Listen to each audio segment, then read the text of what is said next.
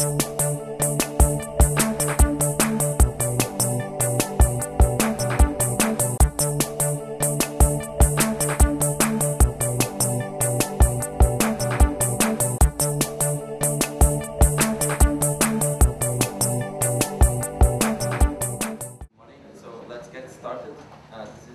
TS5, rendering and visualization sessions. I'm from Bomba, I'll be the chair for this section. We have 4 outstanding papers in this section, and the first one is titled Efficient HPR-based Rendering of Point Clouds, and it's going to be presented by Professor Jorge Esperanza from Rio. Thanks. Let's see if we can do this quickly.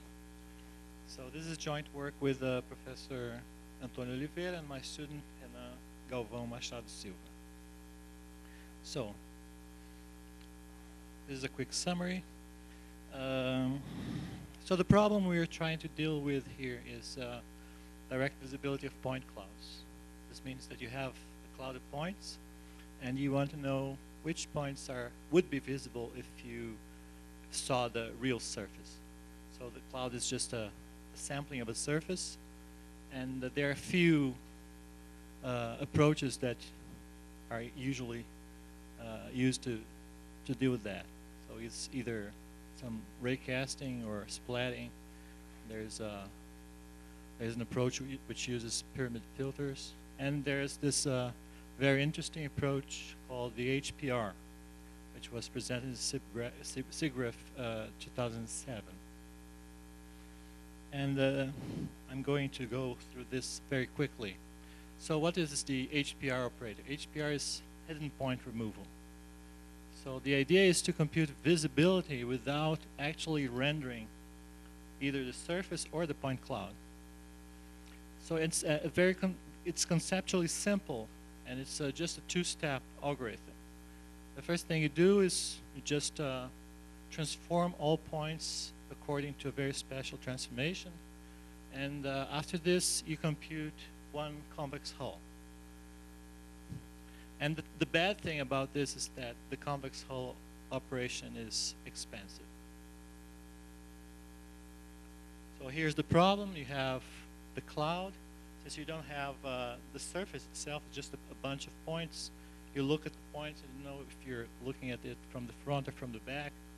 And this particular point, in this particular example here, we are seeing both models from the back. So just a little bit more detail about the HPR. The first step, which is the special transformation, is just this. You just invert the points with respect to the observer. One way to do this is to put the observer at the center of a very large sphere. This is a small sphere. Actually, it's a small circle. Just to the example, just to fit in the slide. But usually, the radius of the sphere is quite large. And what you do is you just measure the distance from each point to the center of the sphere, and you reflect it with respect to the surface of the sphere. So each distance here is just reflected with respect to the surface, and then you have this sort of distorted, reflected object. And this is what the equation means. After you do this, all you have to do is compute the convex hull of the projected points, or the transformed points, with and you also include the center of the sphere in this point set. And the net result is all points which are on the convex hull are visible. Actually, not the points, not the projected points, but the primal points, the points before transformation. So if you have a point here which is on the convex hull, then the blue point is visible. And that's it. That's the HPR. Not more than that. The only problems, the only other issues here is this correct? Does this work? And how to compute the convex hull? Because other than this, you're done. So, and the original paper shows us a very detailed proof of correctness, and they say that if you have the actual, not a sampling of the surface, but if you had the continuous surface and you did this with all the points of the surface, you'd get the right result as long as you use an infinite radius. If you don't have, if you have actually a sampling, then you have mixed results. You can have either false negatives and false positives, and by this we mean false negatives are those points which you think are invisible but are actually visible, and the false positives are those that you think are visible but are not. So are you going to do anything about this? Are you going to check for compatibility with Bell Support Center? Probably not, right? The triangles. Only having some care about not drawing some of the triangles which are not really useful. And so if you just look at from the front, it looks like a real surface reconstruction. But as you move this reconstructed surface from, you see that it's just a partial reconstruction. But it's nice. So you can have, with this very simple algorithm, and you have just the points, you can have a surface, a nicely rendered surface with very, very, very simple algorithm. So there are some limitations. It works best with dense clouds if it's these point clouds from a scanner or something. And also the high curvature regions have to be dealt with very carefully. And the main drawback is complexity. The convex hulls kill you. So in our paper, we just use a very simple strategy to deal with the complexity of the convex hull. And the idea is to replace the exact convex hull algorithm, which is quite involved, especially in 3D, and use an approximate convex hull, which should be simpler. And hopefully this will not get things too bad, because HPR is already approximate, so if you do another approximation on top of that, hopefully one error will cancel the other, and we won't have such a big problem. And another concern is you should use an algorithm which is easy to implement in GPU or some other parallel architecture. So, and this is hard because the first 3D convex hull algorithm just appeared in last year. So there are a bunch of approaches for doing approximate convex hull. One we chose, which is almost everything we need, is this one by Kavan, Kolijarova, and Zara, which is very simple. Just you select a point inside the cloud. You define a bunch of sectors around that point, distribute all the points along these sectors, and define the bisector for each sector. And you try to compute the most distance point with respect to that direction. So that's what we did here. Just all you have to do is compute a dot product, and this is really simple. And hopefully each of these maximum points are good estimate for, are hopefully on the convex hull, although it's not guaranteed that it will be. So to make things a little bit better, there's a refinement step that you try to test all points that you select in the last step and test it with respect to all the other maxima.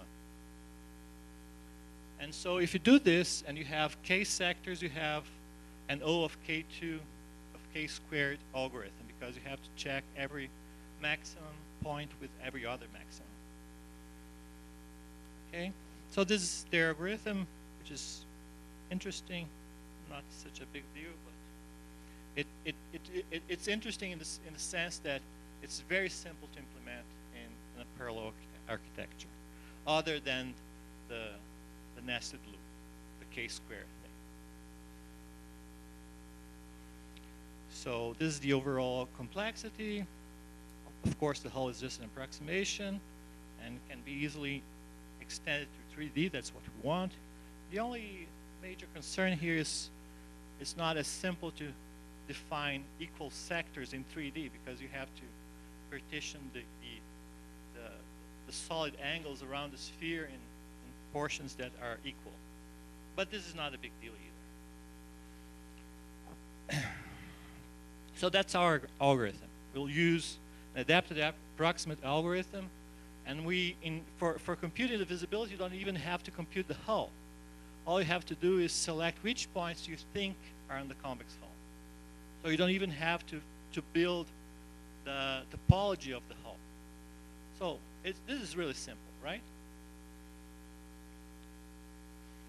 And the only thing we don't want to do is do the k-square thing. We don't want to, after the first step where you have to select the maxima, compare those maxima with all other maxima. But there's also a way around this. We'll see. So in our algorithm, well, all we do is just go through the same steps. We define sectors, and what we do is, well, you have to put the observer outside the mesh, which is not such a big restriction, and then you compute a bounding sphere for your model, and you try to divide this cone in equal sectors. So what we do is we don't even use a cone. We use sort of a frustum and divide these in equal phi angles and equal theta angles. So if you do this with square root of k in each direction, you have all in all k sectors. Although all the sectors will not be equal. You can see this, that the shape of each individual small frustum is a little bit different from the other. So how do we do this in parallel?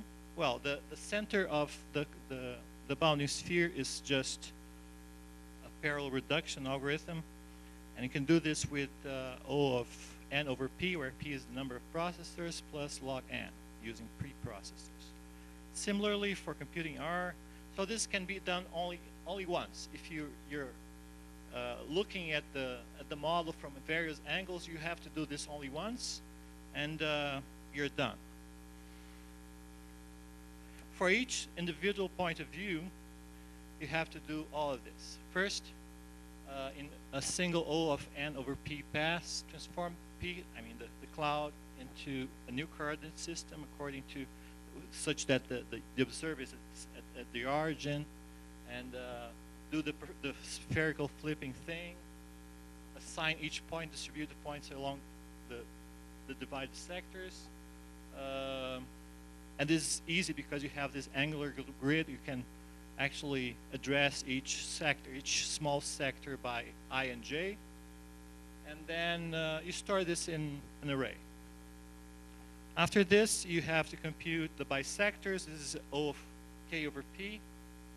And you store this in another array called dir.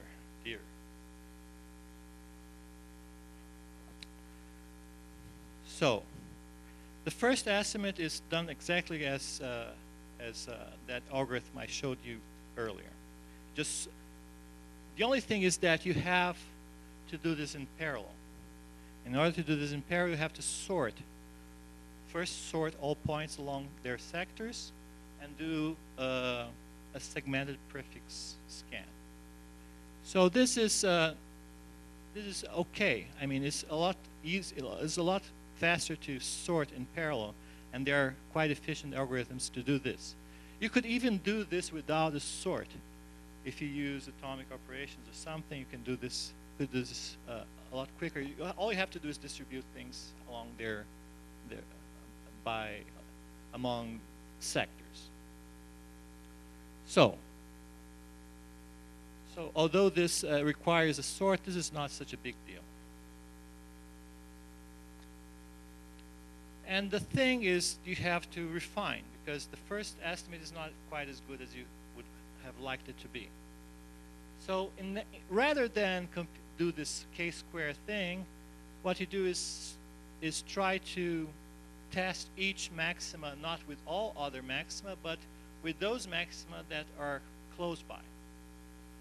So what you do is just do a very local search on the angular grid. And you can show this, there's a demonstration in the paper that this works very well, and it's the same thing.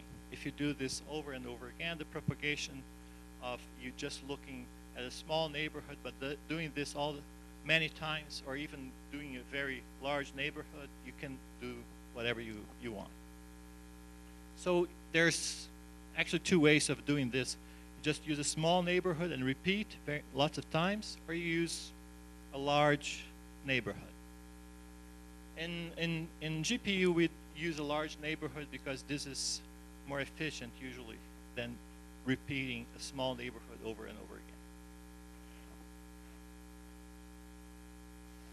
There's this thing about the empty sectors. There's a lot of wasted computation by processing sectors which do not contain any points.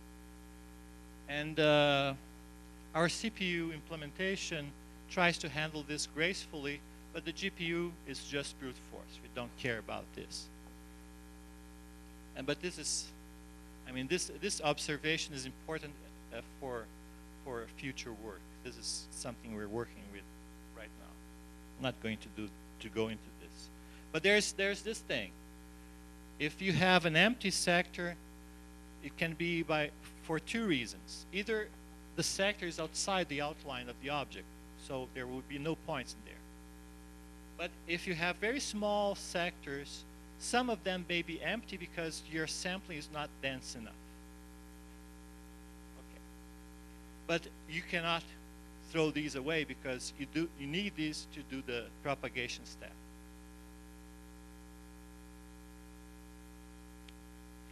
And the last thing is how to do the partial surface reconstruction. And this is quite easy to do if you use the topology of the grid. So for each sector, you have a candidate.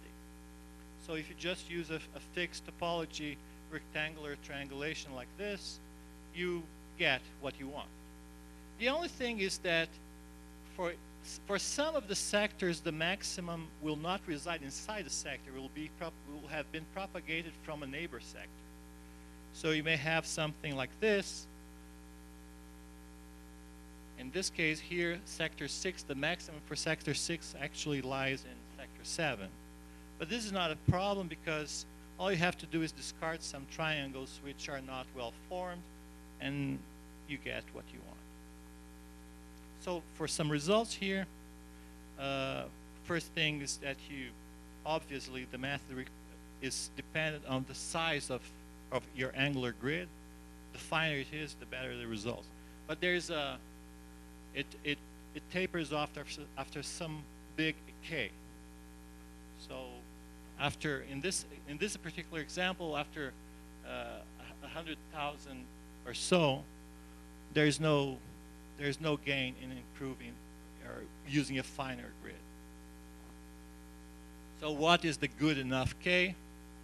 Well, it should also require some inspection of what screen resolution are you using, because it should be just good enough for your screen. So a bunch of examples here. Just I'll point out a few results. This is the models, a bunch of models over there. This is with the exact HPR, the one that was described in that 2007 paper. And this is our implementation, the CPU implementation and the GPU implementation.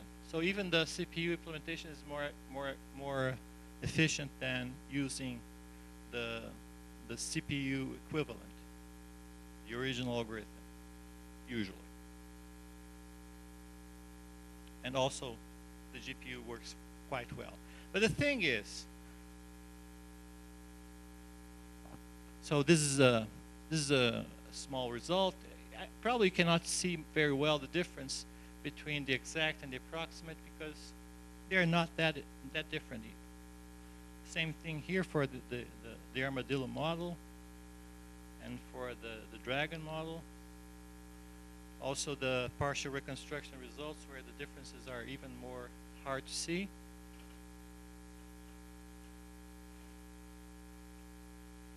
And also an interesting fact, and this is probably the biggest strength of the algorithm, is that you can actually tune the resolution to give you a good enough result.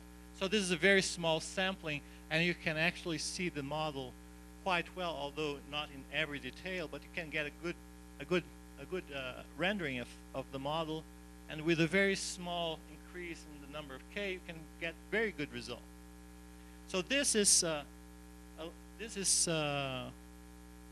not the exact, this is not the best you can get, but if you increase this a lot, you won't get a much better result than this.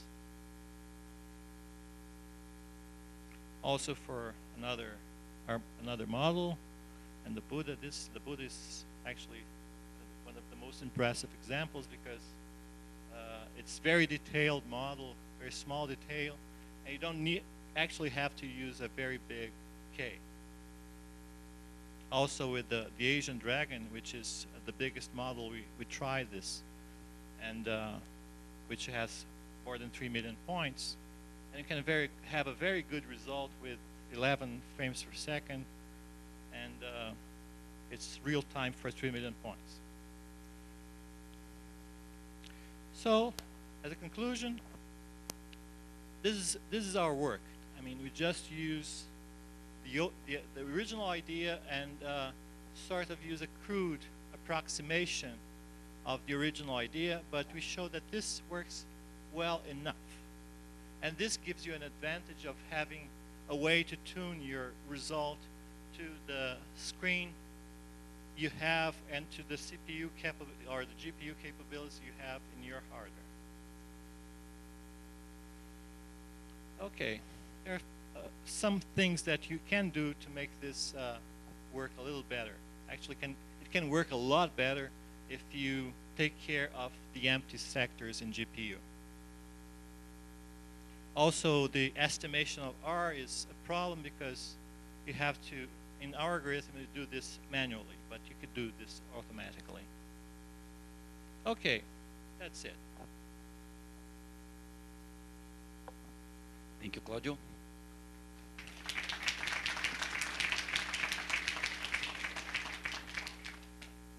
We have time for questions.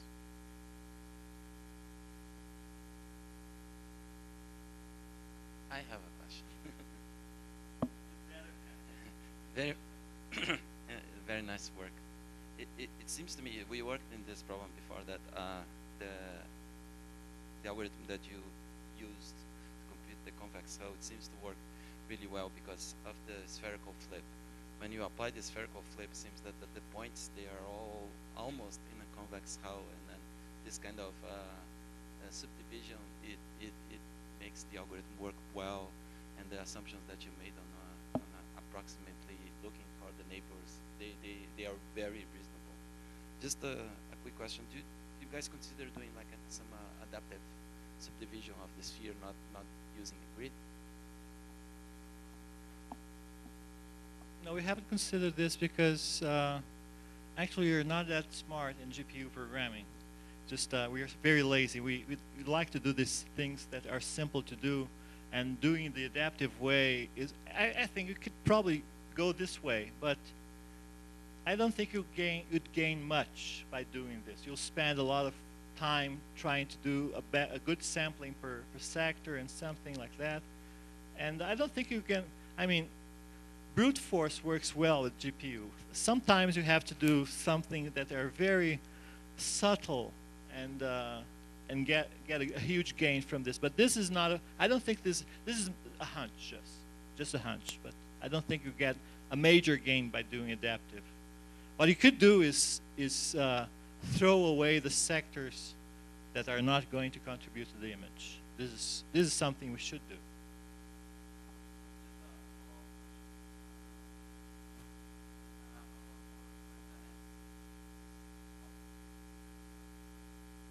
Right, right. But you could do this. I mean, the preparation step is really quick. You could do this with a dynamic scene too. I don't think it's going. It should not be a problem.